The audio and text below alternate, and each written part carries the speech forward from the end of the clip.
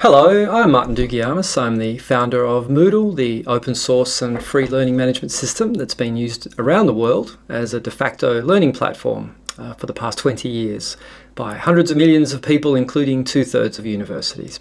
But I'm not here to talk about Moodle or sell Moodle.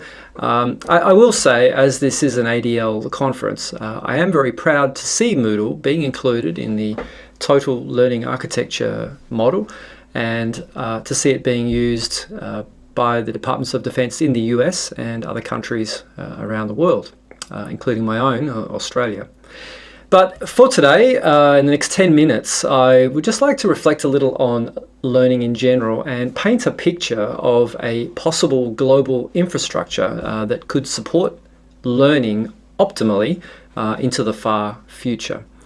So, education basically is two main activities. The first activity is teaching, and to provide conditions for learners' brains to learn something. And this is why we write content, we give lectures, we make videos, we write books, and so on. Of course, we can't know if this works. Learning is inside other people's brains, and it's completely invisible to us. And so we have the second activity, which is assessment, to actually know if these brains actually learned anything. And assessment means we can all move on to the next level of improvement, and assessment is usually what makes learning more formal. Now, interestingly, my feeling is that from a student's perspective, formal learning is usually regarded as fairly boring and routine, while informal learning tends to be a lot more fun. And it is a lot more common. Intrinsic motivations are often more powerful than extrinsic ones. Now, this is obvious once you look at the internet and you can see that the sheer amount of informal learning that's going on and how it works when it works well. So look at the social media of all kinds, but especially things like YouTube or TikTok or podcasts, where great content is arranged into feeds. And what we see there is a combination of two things. We have individuals who make a feed of interesting new content. You can call them educators, because they are, even though they might usually be called influencers and things like that. Secondly, there's AI algorithms that connect those creators with followers, which are learners. And these two things work together to give a very personal connection between the teacher and the learner. Those teachers themselves are often learning too, which makes you even closer to them as you come along on the journey with them, and you're learning while they're learning. And that's very fun, it feels natural, and it is much more of a mentor relationship, or like learning from your parents. So it feels natural. Now, there's problems here too, of course. A lot of this stuff is in little bubbles, and it gets very specialized, and it promotes separation rather than connections. It can. And as you get disconnected from the wider world, there's some pretty terrible learning going on, and we've seen plenty of evidence of that on the internet. So how can we build education technology that promotes the best dynamics that we're seeing here without taking on the bad aspects? Well, before I go deeper on that, there's a couple more things that I believe are crucial when thinking about technical solutions on this kind of scale. Firstly, quality education is a basic human right, so it needs to be accessible to all, and that means no cost. Very important to really have effective results from education. Secondly, the contexts also can vary a lot. There's different cultures, different languages, different levels, so it needs to be super flexible. This is the definition of openness to everyone and for everyone. What else have we built like this, you might be saying? Well, let me think. There's a pretty famous thing. In 1969, it was held by the Department of Defense. It's called the Internet. And from the very equitable open design of the Internet, which still exists today in a very similar form, all those really interesting technologies are not controlled by companies or any legal entity. There's an IP stack, there's the web and Linux, DNS, email. All of these are open technologies that even the so-called big tech relies on, but really what the list I just gave you is the big tech. The reason we all depend on those things is because they have very little risk. They'll be around for a long time, as they have already. Those open technologies are what allow privacy and security and true freedom to innovate. So it seems inevitable to me that we should move that quality of the open technologies up the stack into the education level. To build a universal open education technology platform that's owned by no one, that is as free as we can make it, free from the risk of commercial practices, free from the corrupting influence of private money, and free even from government interference, so that we can expect this to be with us for life.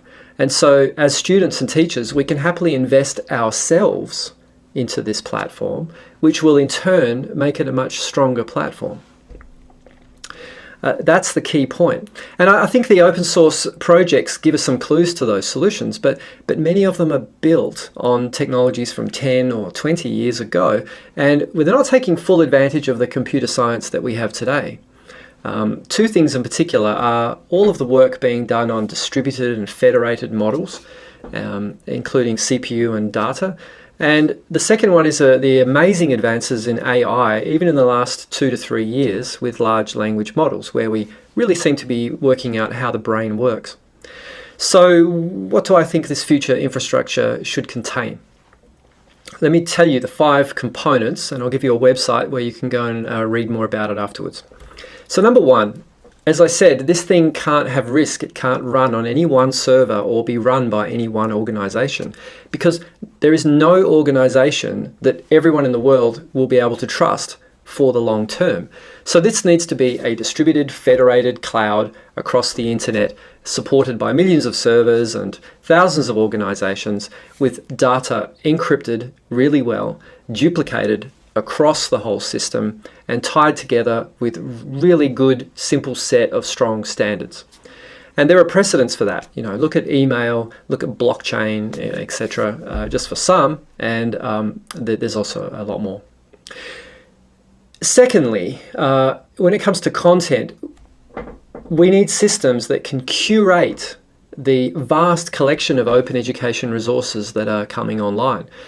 In future, many of these will be created by AI, and we really need to verify and determine the quality of them and organize them to make them useful and available to every single person. So these systems themselves need to be open, because the processes have to be transparent and like Wikipedia, but oriented towards all types of educational resources. Thirdly, every one of us as a learner should be able to have our own space out in the cloud that we can trust for life, for free. And in this space, we have our own trustworthy AI that is like our personal mentor. It knows us, it fits education into our calendar, it assists us in our learning journey, it suggests opportunities, it stores our verifiable credentials that we've gathered, and helps us share them with the world and with employers. And it works for us. Fourthly, as an educator, we need a similar kind of thing for our education spaces. We need lifelong classrooms for life, for free. And this builds on that dynamic I was talking about in the social networks, where you have a feed, effectively, and you're able to give different instances of that classroom for different purposes. All your activities in there, all your OERs in there, all your learners connect there, and the AI is helping you with all of that and managing the content and the activities, making assessments happen, issuing verified credentials where necessary, and so on. And finally, we need spaces for organizations, large and small, to tie all these other things together for particular groups of people. And that can be a company or a school or a university or a defense organization. Again, you have AIs in there that help manage learning and development and make that happen. Now, the challenge is to build all this in a truly open way based on that core set of the right open standards and the right foundations to make it last for the next 50 years. Why not? And that's the platform that I see Moodle and many other EdTech solutions migrating to in the future, a common platform of standards.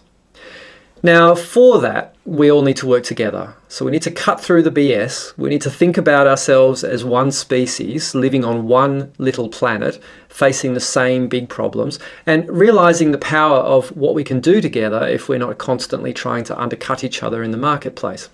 As we've done so many times with lots of basic essentials like electricity and water and things like that. So I've started an association called Open Edtech that has brought together working groups to develop that vision in detail, and we would love your involvement and support if you're interested. So please come to openedtech.global, take a look, reach out to me directly. I'm really happy to talk to anyone interested in these sorts of issues.